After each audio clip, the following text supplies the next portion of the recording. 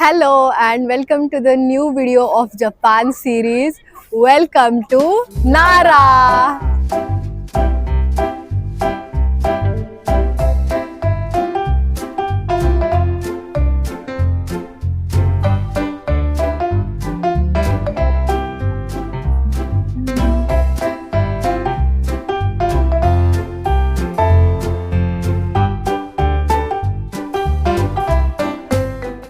तो अभी हम लोग आए हैं स्टेशन पे नारा डियर पार्क जाने के लिए। यहाँ से एक डायरेक्ट ट्रेन है जो डियर पार्क के पास ही जाती है। तो हम लोग उस ट्रेन का इंतजार कर रहे हैं और ये स्टेशन जो है वो हमारे होटल से काफी नजदीक है। तो सिर्फ 2 या 3 स्टेशन बदल के अब हम एक्सप्रेस से डायरेक्टली उस पार्क में जाएंगे। टोटल 32 मिनट्स की जर्नी होगी। बात मैं बोलना चाहूँगा, ये जो ऐसी बढ़िया दिखने वाली जो ट्रेन है ये सारी लिमिटेड एक्सप्रेस है। तो अगर आपके पास सुइका पासमो दोनों कार्ड्स होंगे फिर भी आपको ये वाली ट्रेन बोर्ड करने के लिए इसका एक्स्ट्रा टिकट लेना पड़ेगा। तो मैं वो चार्ट दिखाता हूँ आपको। यहाँ पे सारी इंफॉर्मेशन एकदम सिस्टमेटिक तरीके से दी हुई है और बस दिक्कत ये है कि जापानीज में है तो थोड़ा आपको ट्रांसलेट करना पड़ेगा। बट स्टेशन के नाम जो है वो सारे इंग्लिश में लिखे हैं तो आप को रिलेट कर सकते हो कि आपको कहाँ जाना है और इसके हिसाब से आप deluxe, semi deluxe, normal, premium वगैरह वगैरह ऐसा है। तो यहाँ से 3 से 4 स्पेशल ट्रेन है जो कि नारा और क्योटो को कवर करती है। तो मैं वो आपको अभी दिखाता हूँ। तो ये सारा टाइम टेबल है।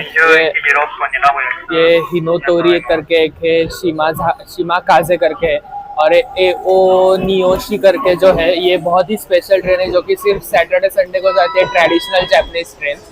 तो मैंने इससे पूछा अभी बट वो बोल रहा है कि अभी टिकट्स आर सोल्ड आउट। तो ये देखो अदर लिमिटेड एक्सप्रेस, ये ऐसी अच्छी एकदम भारी वाली दिखने वाली जो ट्रेन है इसके लिए आपको अलग से टिकट लेना पड़ेगा। तो ये ऐसा पूरा यहाँ का सिस्टम है। बट अगर आपको नॉर्मल ट्रेन से ही जाना है जो कि नॉर्मल लोकल ट्रेन जो बोलते हैं तो उसके लिए आपको स्वीकार पासमो कार्ड ही काफ़ी है, अलग से टिकट लेने की ज़रूरत नहीं है।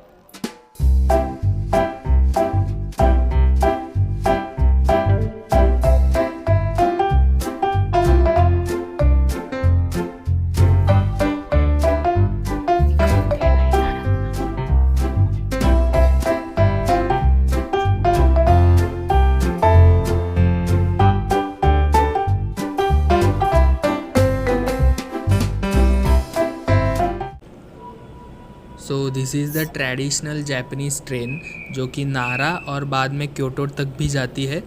बट ये सिर्फ वीकेंड्स पे ही अवेलेबल रहती है और इसका टिकट आप बोलो तो 2 से 3 महीने पहले आपको बुक करना पड़ेगा क्योंकि बहुत जल्दी सोल्ड आउट हो जाता है। तो अगर आप चाहते हो तो वेल इन एडवांस बुक कर लेना।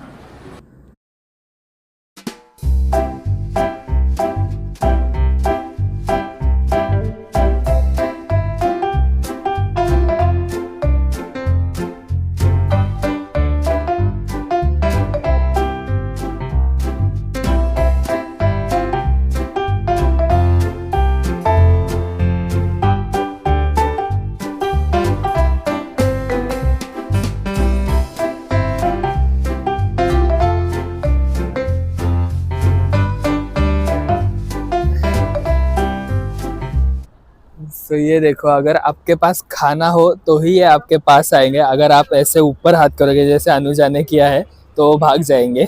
बेसिकली क्या है कि ये लोग मतलब ये डियर वाले लोग हाँ ट्रेंड और मतलब जैसे कि हम लोग बोलते हैं ना कि इंसान से घुल मिल चुके हैं तो कुछ करते नहीं है।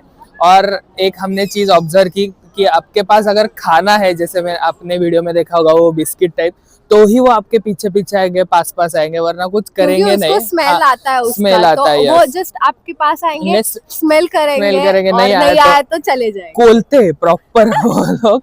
क्योंकि हमने मतलब मैंने अभी जस्ट वीडियो में देखा तभी वो बिस्किट खरीदा। उससे पहले हम लोग चल के आ रहे थे, इतने हिरन आ रहे थे बट एक भी पास नहीं, मतलब ऐसे बाइट नहीं कर रहा था क्योंकि सूंघ नहीं रहा था। हाँ क्योंकि है ही नहीं। तो बस जब मैंने एक बार वो ले लिया फिर भाई झुंडी आ गई। तो ये है। और उससे भी एक हमने इसने भी वीडियो में देखा था कि अगर आप ऐसे हाथ दोनों हाथ ऊपर करके दिखाओगे कि मेरे पास कुछ नहीं है तो वो लोग चले जाते हैं। ये देखो उन्होंने ऊपर किया हाथ, वो देखो बट उसके है पास उसके बिस्किट पास, है हाँ। तो इसीलिए वो जा रहा है उसके पास, वरना नहीं जाता। बट अच्छा एक्सपीरियंस मतलब है। हाँ, वो बहुत ही Yes. दो सिर्फ चीजें के लिए ट्रेंड हो गए हैं कि एक तो खाना है या तो नहीं है, बस उसके बीच में कुछ नहीं है।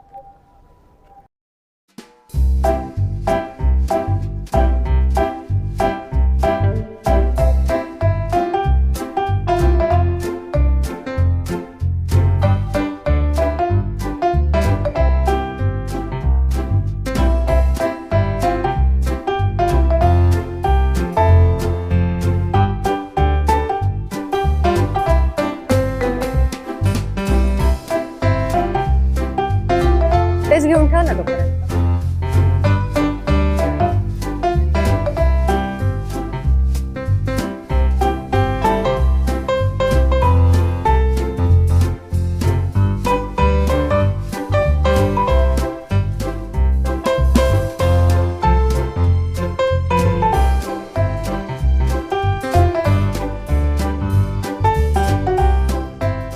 तो ये नारा पार्क हो गया, मतलब ये पूरा एरिया नारा पार्क से ही जाना जाता है।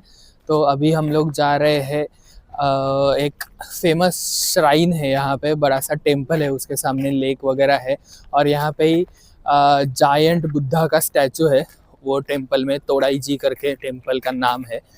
तो ऐसे ही अगर आप यहाँ पे आते हो तो ये डियर वाला पार्क छोड़ के भी बहुत सारी जगह है, छोटे छोटे स्पॉट्स है, एक 3-4 टेम्पल है। और ये जो है, ये पीछे द नेशनल म्यूजियम ऑफ नारा करके है। तो अगर आपको म्यूजियम में इंटरेस्ट हो तो आप ये भी विजिट कर सकते हो, बट ये ऐसा ही यहाँ से ही खूबसूरत दिख रहा है। फिलहाल हम लोग जा रहे हैं, तोड़ाई जी करके टेम्पल है, उधर जाएंगे। तो ये ठेला देख के आपको कुछ याद आ रहा है तो आप अगर शिनचैन के फैन हो तो आपको ये ठेला देख के याद आ जाएगा कि शिनचैन ऐसे ही गाड़ियों के पीछे भागता था शकलकंदी के लिए। तो ये वही ठेला है। यस जी हाँ, आपने सही पहचाना। तो यहाँ पे जो शकलकंदी मिलती है वो ऐसे एकदम भुनी हुई शकलकंदी जो बोलते हैं, एकदम स्वीट टाइप की जापानीज ट्रेडिशनल स्टाइल प्रिपेयर्ड। तो ये वही है। मैं आपको भी दिखाता हूँ कैसे होता है इनका स्टाइल, प्रिपरेशन का स्टाइल। तो ये देखो एकदम लकड़ियाँ जला के पूरा एकदम ट्रेडिशनल स्टाइल ये लोग प्रिपेयर करते हैं।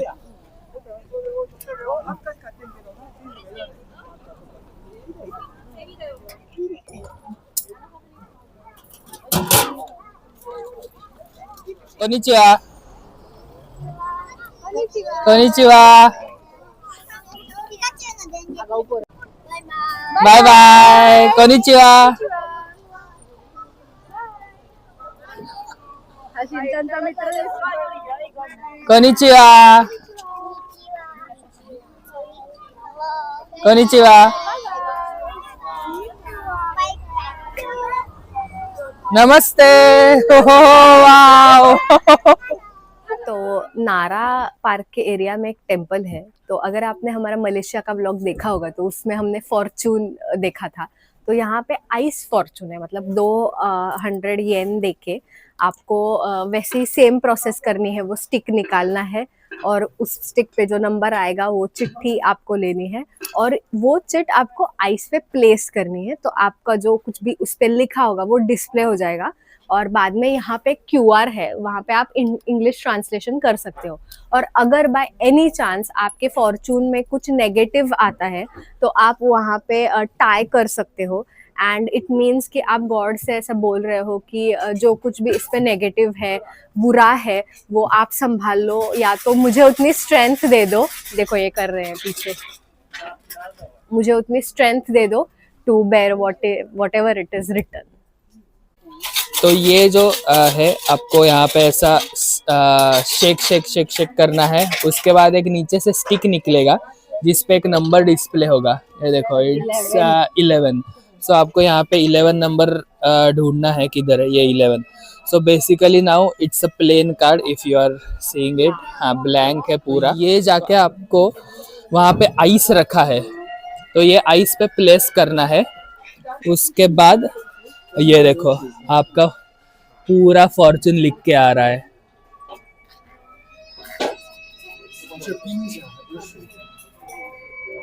तो अभी मैं एक श्राइन में हूँ जापान में। तो यहाँ पे पूरा ट्रेडिशनल सेटअप है जो जापानीज ट्रेडिशन थे, एक क्या बोलते हैं 1800-1700 के साल में। यहाँ पे जो लोग उस टाइम जैसे पानी पीने का जो सामान होता है, बाम्बू स्टिक होता है, तो ये सब है यहाँ पे। और उसके बाद अगर आप ये भी चेक करोगे, ये एक ट्रेडिशनल वेल है, ये देखो पानी निकालने का। तो ये भी आपको यहाँ पे अनुभव करने को मिलेगा। तो एक खूबसूरत सा एकदम ऐसा लोकल ट्रेडिशनल टाइप एक्सपीरियंस मिल रहा है मुझे जापान में, श्राइन में एक।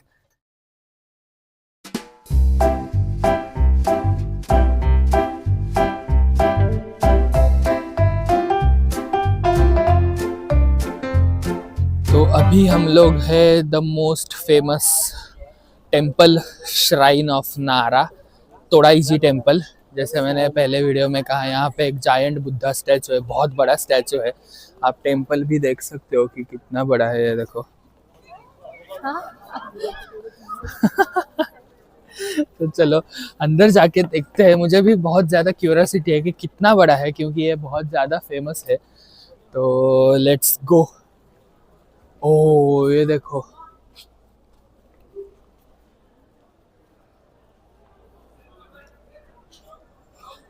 एक्चुअली अभी दिखाई नहीं दे रहा, बट ये स्टैचू बहुत ज़्यादा बड़ा है।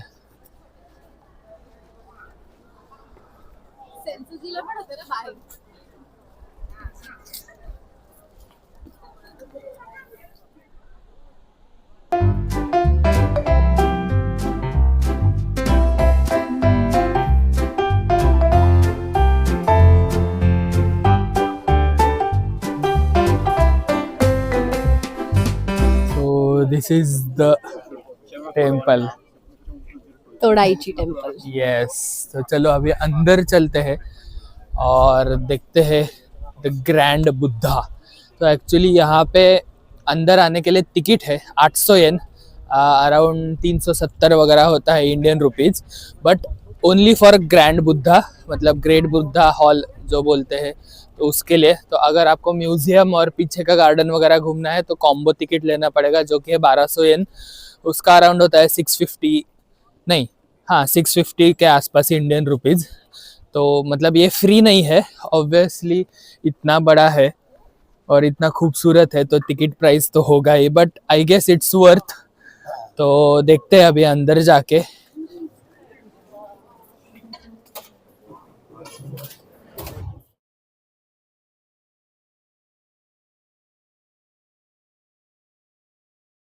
तो एक्चुअली ये एक जापानीज ट्रेडिशन है, ये ऐसी डायरीज रहती है। तो हर एक श्राइन में वो वहाँ का स्पेशल स्टैम्प देते हैं, और उसके ऊपर जब आपने विजिट किया होगा तो उस टाइम का डेट लिख के देते हैं जापानीज कैलीग्राफी में। तो बहुत अच्छा लगा मुझे, तो आप देखना अभी, ये देखो।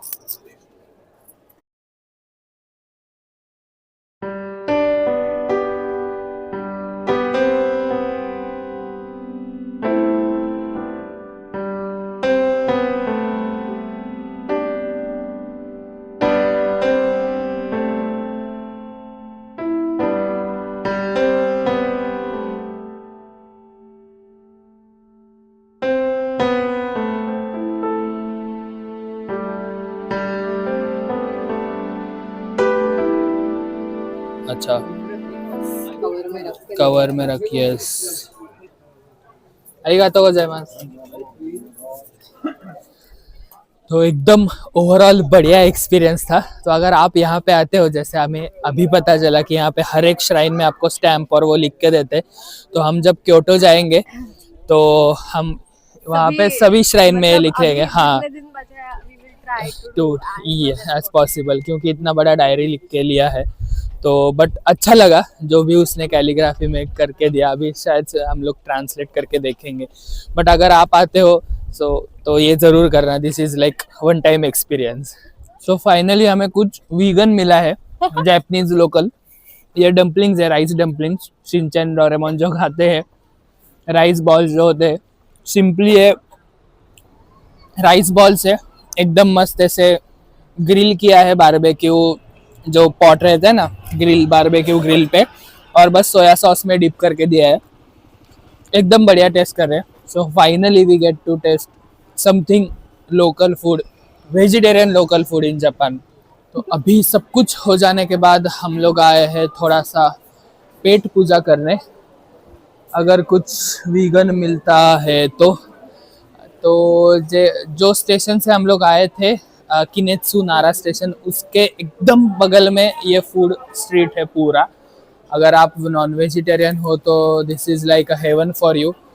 Anything you will get here, the traditional Japanese food, Chinese, उसके बाद रामेन बॉल मतलब Korean food, Italian food, pizza, pasta. तो नॉन वेज हो तो आपको कुछ प्रॉब्लम नहीं आएगा, बट हमारे जैसे अगर वेज हो तो भाई तो आपको थोड़ा सा ढूंढना पड़ेगा कि वीगन कहाँ है, क्योंकि यहाँ पे वेजिटेरियन मतलब इंक्लूडिंग एग एंड फिश रहता है, तो वो थोड़ा सा आपको देखना पड़ेगा।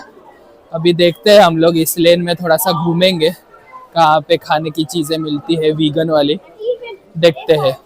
तो एज यूजुअल कुछ मिला नहीं, so we are eating the fries McDonald's in McDonald's. सारे वर्ल्ड वाइड ब्रांचेस में एक वेजिटेरियन बर्गर रखने के लिए क्या जाएगा। मतलब एक तो वेजिटेरियन बर्गर तुम रख सकते हो।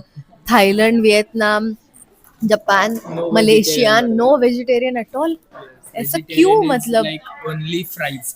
वो भी मैंने पूछ के लिया कि भाई फिश ऑयल में नहीं ना तले वगैरह वगैरह, but it's okay, let's see, थोड़ा आगे जाके कुछ मिलेगा तो खा लेंगे। ये जो मेरे पीछे आप देख रहे हो, ये नारा का गोडाई जी के बाद दूसरा एक बड़ा टेम्पल है, कोफुकोजी करके। बहुत खूबसूरत टेम्पल है। ऐसा मानते हैं कि यहाँ पे बहुत सारी मिस्ट्रीज छुपी हुई है, और ये एक टेम्पल क्या बोलते हैं, हिडन टेम्पल करके है।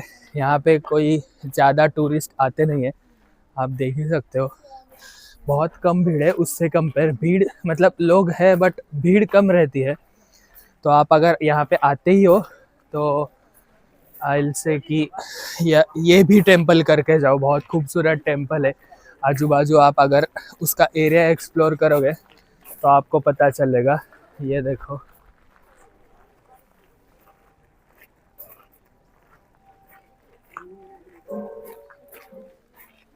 तो ये जो लाइन आप देख रहे हो, ये सेम कैलीग्राफी के लिए लाइन है। वो देखो यहाँ पे सामने कैलीग्राफी कर रहे हैं, तो मैं भी यहाँ पे लाइन में रुका हुआ हूँ। तो हम लोग जो ये बोलते हैं कि जापान इंडिया से आगे है, जापान बहुत एडवांस है, ये है वो है, तो वो क्यों है, इसका एक बेस्ट एग्जांपल है। ये देखो यहाँ पे एक शॉप है छोटा सा, इस पे कोई नहीं है, ये देखो कोई नहीं है, और यहाँ पे इन्होंने लिख के रखा है कि please insert 400 yen and take one. और मतलब ट्रस्ट का लेवल देखो इन लोगों का कितना है कि लोग जानते हैं कि हमने 400 पे एक रखा है तो लोग एक ही उठा के लेके जाएंगे। और यहाँ पे लॉक वगैरह भी कुछ है नहीं, बस यहाँ पे आप पैसे डालो इज्जत से। ट्रस्ट है इन लोगों को कि नहीं कोई आएगा नहीं, उठा के नहीं लेके जाएगा। 300 डाले तो एक ही लेके जाएगा। तो ये सारी चीज़ें हैं। ये देखो शॉप पे कोई भी नहीं है, ओपन शॉप है। तो ये सारी चीज़ें हैं भाई जापान में। तो ये छोटी छोटी चीज़ें हैं जो जापान को हमसे आगे लेके जाती है। मतलब हम कम नहीं है, मैं ऐसा नहीं बोल रहा हूँ। आई लव इंडिया, मतलब मुझे अभिमान है कि मैं हिंदुस्तानी हूँ, बट यार ये छोटी छोटी जो चीज़ें हैं ये हम लोग भी सीखना चाहिए हमें। अगर आप ट्रैवलर हो, आप अगर दूसरे देश में जाते हो तो ऐसे ऐसे अनुभव आते हैं, तो ऐसा लगता है कि नहीं यार ये मेरे इंडिया में भी होना चाहिए। मेरे इंडिया में भी इतने पोलाइट लोग चाहिए, इतना ट्रस्ट मतलब लोगों में बिल्ड होना चाहिए कि भाई नहीं सामने रखा है, हमें चोरी नहीं करना है, हमें लेके नहीं भाग जाना है।